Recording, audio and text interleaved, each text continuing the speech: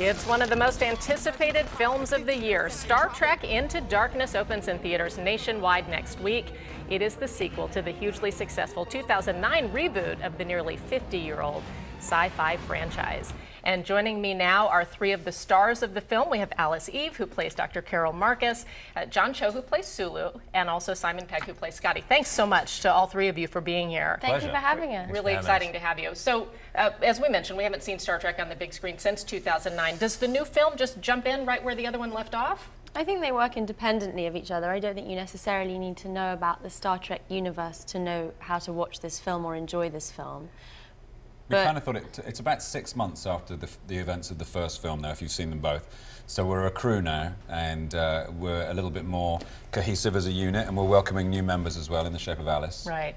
In the shape of Alice. It's not actually Alice, it's someone in the shape of Alice. Understood.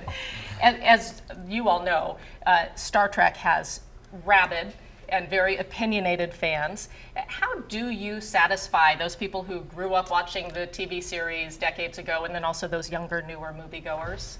Well, I feel like most of it is actually approaching it with respect and affection, and if you do, I think the fans, in my experience, our experience, I think, it's been very warm.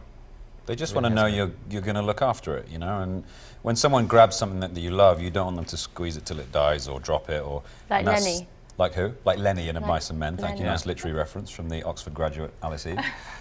Yeah, they just want you to take care of it, and we've demonstrated that that's what we want to do.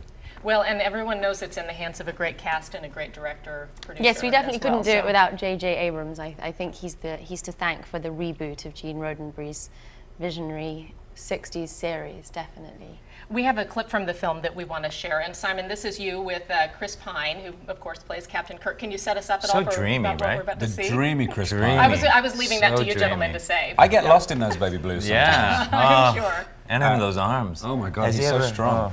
They're like, it's like being wrapped in a tornado of muscle. Is that what we're about to watch? Sorry. Oh, no. I'm sorry. No, you're This about is, to I think, watch. Personal video. I think you're seeing myself as Scotty and Chris as Kirk running around a ship which is having a slight problem with gravity. Okay, let's take a look.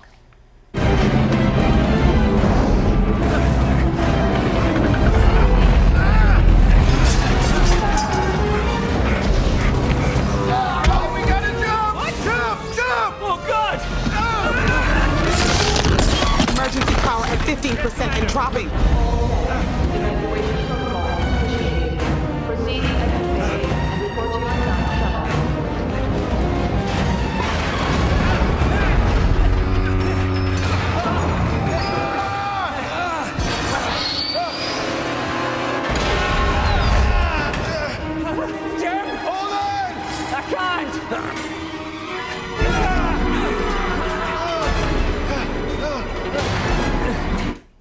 Good stuff. Very dramatic. My heart was going, I've seen it 3 times.